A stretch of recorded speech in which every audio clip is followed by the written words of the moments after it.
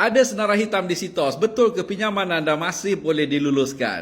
Dengar penjelasan saya betul-betul tuan-tuan. Kalau anda ada senarai hitam di sitos, ya, permohonan pinjaman anda mungkin masih boleh untuk diluluskan. Yang pertama, anda kena tahu sekiranya anda adalah penjawat awam, GLC dan badan berkanun yang boleh untuk menolak gaji melalui potongan angkasa, tuan-tuan. Kebiasaannya, pemberi pinjaman seperti bank dan koperasi tidak berapa nak hirau tentang senarai hitam anda. Mereka yakin kerana mereka boleh tolak daripada gaji anda untuk komitmen bulanan anda.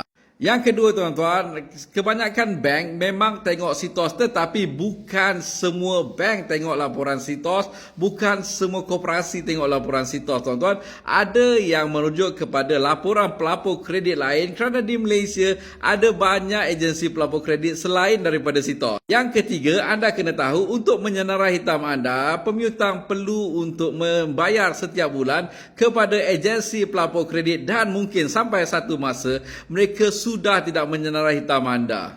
Yang keempat, mungkin hutang anda telah pun dijual kepada pihak ketiga dan pihak ketiga mungkin akan menyenarai hitamkan anda atau mungkin mereka tidak menyenarai hitamkan anda, hanya mereka menuntut saja. Apa pun tuan-tuan, dapatkan advice terbaik, semak laporan pelapor kredit anda melalui kami dan kami akan bantu anda untuk mendapatkan dana daripada bank, koperasi dan agensi kerajaan. Ini kerana tuan-tuan, minggu lepas ada pelanggan kami juga mengalami masalah senarai hitam tetapi pinjamannya dapat diluluskan. Seperti biasa, dengan maklun pinjaman anda menjadi lebih mudah.